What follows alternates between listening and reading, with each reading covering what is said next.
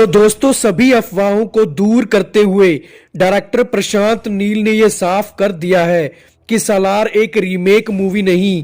प्रभास की आने वाली मूवी सालार की स्टोरी रियल लाइफ से इंस्पायर्ड जरूर है, लेकिन फिल्म की स्टोरी फिक्शनल है। तो आज हम आपको सालार की फैन मेड थ्योरी सुनाने जा रहे हैं। यह कहानी एक ऐसे आर्मी सोल्जर की है जो बाद में एक गैंगस्टर बन जाता है।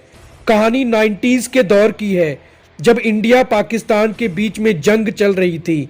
उस समय जहां लोग इंडियन आर्मी को ज्वाइन करने से डर रहे थे, वहीं रामाजी राव, जो एक रिटायर्ड इंडियन आर्मी के सैनिक थे, ने अपने बेटे श्रीराज को इंडियन आर्मी में ये कसम देकर भेज दिया कि श्रीराज मरते दम तक देश के लिए लड़ेगा। श्रीराज का रोल फिल्म में प्रभास प्ले कर रहे हैं।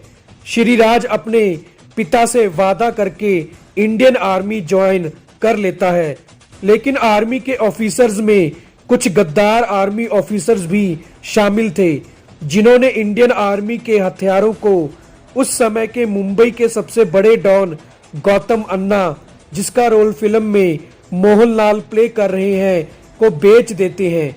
जब इस बात का पता श्रीराज को चलता है तो श्रीराज इसके बारे में दूसरे ऑफिसर्स को बताने जा ही रहा होता है। तभी वो गद्दार ऑफिसर्स अपने आदमियों के साथ मिलकर श्रीराज को जान से मारने आ जाते हैं। अब श्रीराज अकेले ही उनका मुकाबला करता है। श्रीराज एक एक करके सबको मार देता है, लेकिन इसके बाद इंडियन आर्मी के ऑफिसर्स को मारने के इल्जाम में श्रीराज का कोर्ट मार्शल कर दिया जाता है और उसको इंडियन आर्मी से निकालकर जेल में कैद कर दिया जाता है।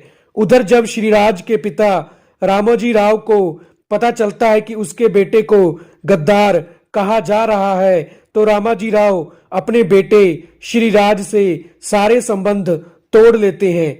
फिर एक दिन गौतम अन्ना का बेटा दिवाकर, जिसका फिल्म में रोल राणा दग्गुबती प्ले कर रहे हैं, अपने आदमियों के साथ उस जेल पर हमला कर देता है जहां श्रीराज को कैद करके रखा होता है।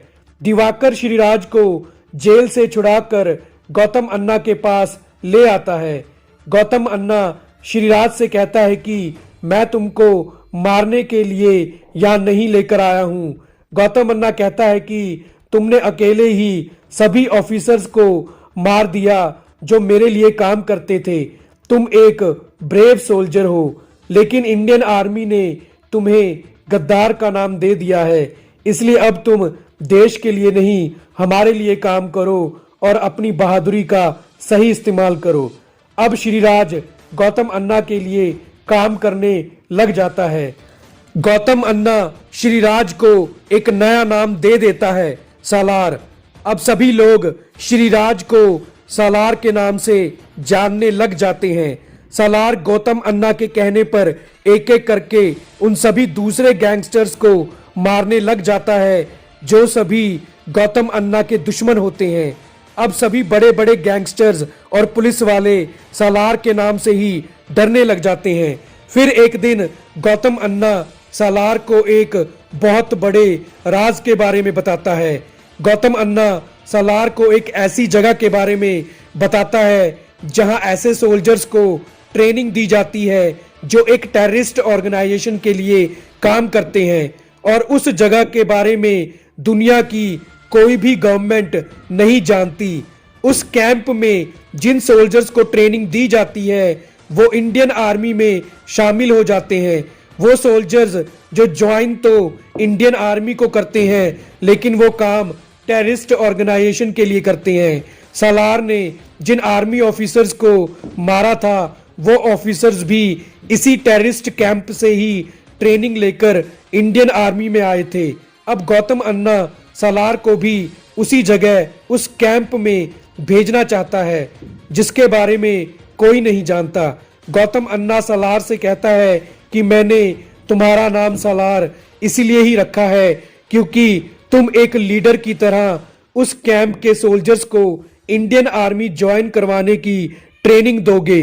गौतम अन्ना सालार से कहता है, लेकिन वहां जाने से पहले तुम्हें अपने बाप रामाजी राव को मारना होगा, क्योंकि उस जगह पर जाने का एक नियम है कि जो कोई भी उस जगह जाता है उसकी फैमिली में कोई जिंदा नहीं होना चाहिए, और सालार की फैमिली में उसके अलावा सिर्फ उसका बाप रामाजी राव है।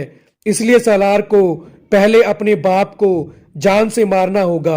गौतम अन्ना सालार को बताता है कि दिवाकर भी उसका सगा बेटा नहीं है। दिवाकर ने भी अपनी पूरी फैमिली को उस जगह पर जाने के लिए मार दिया था, इसलिए अब दिवाकर भी सालार के साथ उस जगह पर जाएगा।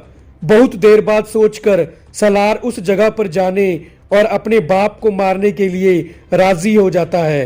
सालार अगले दिन अपने पिता रामाजी राव को उस समय शूट करके मार देता है जब रामाजी राव घर की बालकोनी पर खड़ा होकर न्यूज़पेपर पढ़ रहा होता है।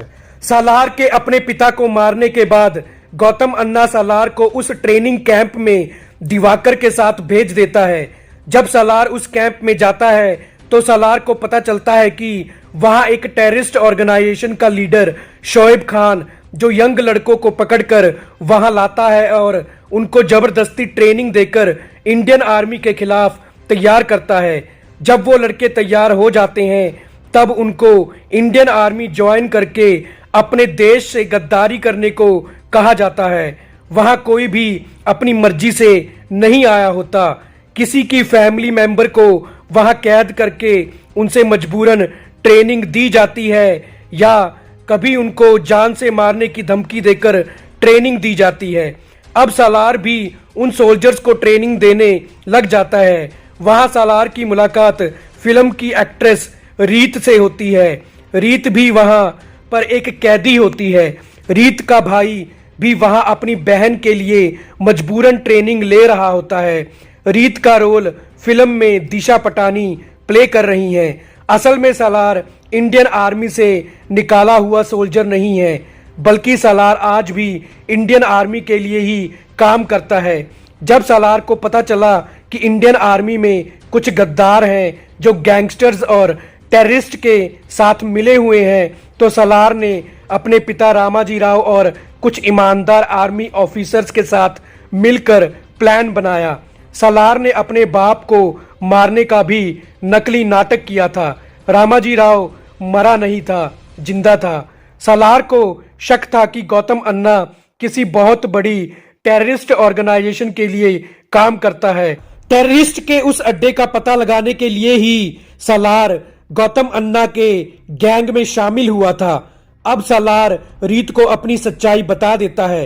रीत सालार को उस जगह के सभी खुफिया राज के बारे में बता देती है। उस जगह पर हर समय टेररिस्ट के गार्ड्स का पहरा रहता है। अब सालार उस कैंप में जबरदस्ती लाए गए सोल्जर्स का लीडर बनकर उनको टेररिस्ट के खिलाफ जंग के लिए तैयार करता है। रीत भी सालार के इस प्लान का हिस्सा बन जाती है। अब रोज रात को सालार और सोल्जर्स मिलकर सीक्रेट मीटिंग करके प्लानिंग करते हैं, लेकिन सालार इस सब के बारे में दिवाकर को पता नहीं लगने देता। उस कैंप में 1000 से भी ज्यादा टेररिस्ट गार्ड्स होते हैं। सालार ट्रेनिंग कैंप के सोल्जर्स का ग्रुप बनाकर उनको कहता है कि हमको टेररिस्ट के लीडर शोएब खान को मारना होगा।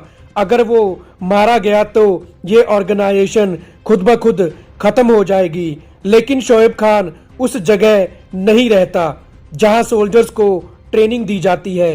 शोएब खान कभी कभी ही वहां आता है।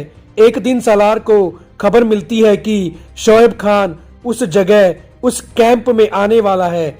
सालार एक प्लान बनाता है और उस प्लान में सालार रीत और उन सोल्जर्स को भी शामिल कर लेता है। लेकिन दिवाकर को पता चल जाता है कि सालार कैदी सोल्जर से मिलकर शोएब खान को मारने की प्लानिंग कर रहा है। अब दिवाकर सालार को मारने के लिए उस पर वार करता है। सालार और दिवाकर के बीच में फाइट होती है और दिवाकर सालार के हाथों मारा जाता है। अब सालार अपने इस प्लान और उस जगह की खबर इंडियन आर्मी को दे देता है। फिर जब शोएब खान उस ट्रेनिंग कैंप में आता है तो सालार शोएब खान पर हमला कर देता है। तभी कैद किए गए सोल्जर्स भी टेररिस्ट गार्ड्स पर अटैक कर देते हैं। अब सालार और शोएब खान के बीच में जबरदस्त फाइट होती है। इंडियन आर्मी भी अब उस जगह पहुंच जाती है।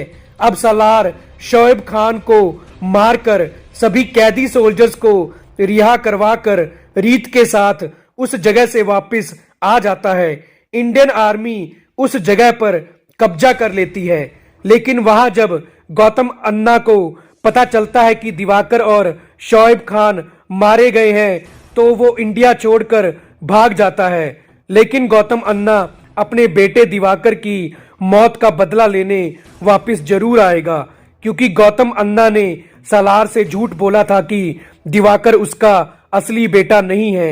दिवाकर गौतम अन्ना का असली बेटा था। तो दोस्तों, आगे की कहानी हम आपको अपनी अगली वीडियो सालार 2 की फैन मेड थ्योरी में बताएंगे। तो हमारी इस वीडियो को पूरा देखने के लिए आपका